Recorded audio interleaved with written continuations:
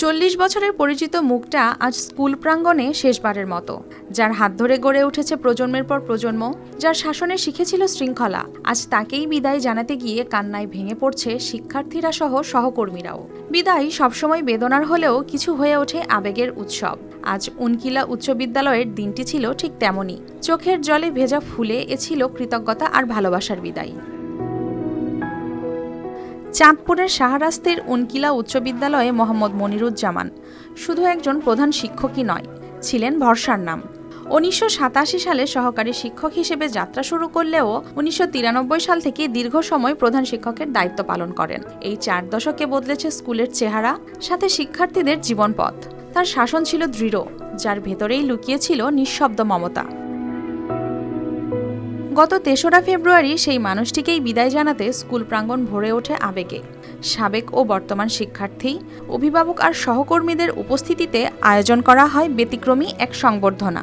কারো স্মৃতিতে ভেসে আসে কঠোর শাসনের দিন, কারো চোখে জল এনে দেয় অভিভাবকের মতো আগলে রাখার গল্প। স্কুলের নাম ছিল, কিন্তু বিদ্যালয়ে কোনো জায়গা ছিল না। স্যার এই জায়গাটাকে 2 একর 20 শতকের জায়গায় উন্নীত করছে এবং বিদ্যালয়টাকে একটা ছোট্ট একটা টিনের ঘর থেকে আজকে এই পজিশন বা সুন্দর একটা মডেল বিদ্যালয়ে পরিণত করছে। ওনার এই বিদায় শুনেই আমরা দৌড়ে আসছি। ওনাকে একটা সুন্দর মহতের রাজকীয় বিদায় দিলাম। এটা আমাদের মনের একটা শান্তি আসলো। স্যারকে এভাবে বিদায় দিতে পেরে এই সংবর্ধনার মাধ্যমে আমরা খুব গর্বিত বোধ করলাম। বিদায়ের আবেগী মুহূর্তে সুসজ্জিত ঘোড়ার গাড়িতে প্রিয় শিক্ষককে স্কুল গেট থেকে বাড়ি পর্যন্ত রাস্তার দুই পাশে শিক্ষার্থীরা ফুল ছিটিয়ে জানায় শেষ শুভেচ্ছা। কেউ কাঁদে নীরবে, কেউ হাত নেড়ে শেষবারের মতো জানায় সালাম। এ বিদায় শুধু একজন শিক্ষকের নয়, শেষ হয়ে যাওয়া পুরো সময়ের।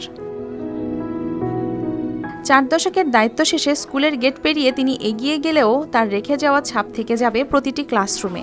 যে মানুষটা শিখিয়েছিলেন মানুষ হতে, আজ তার বিদায়ের দিনেই সবাই বুঝেছে কিছু শিক্ষকের কখনো অবসর হয় না, তারা থেকে যান শিক্ষার্থীদের মাঝেই।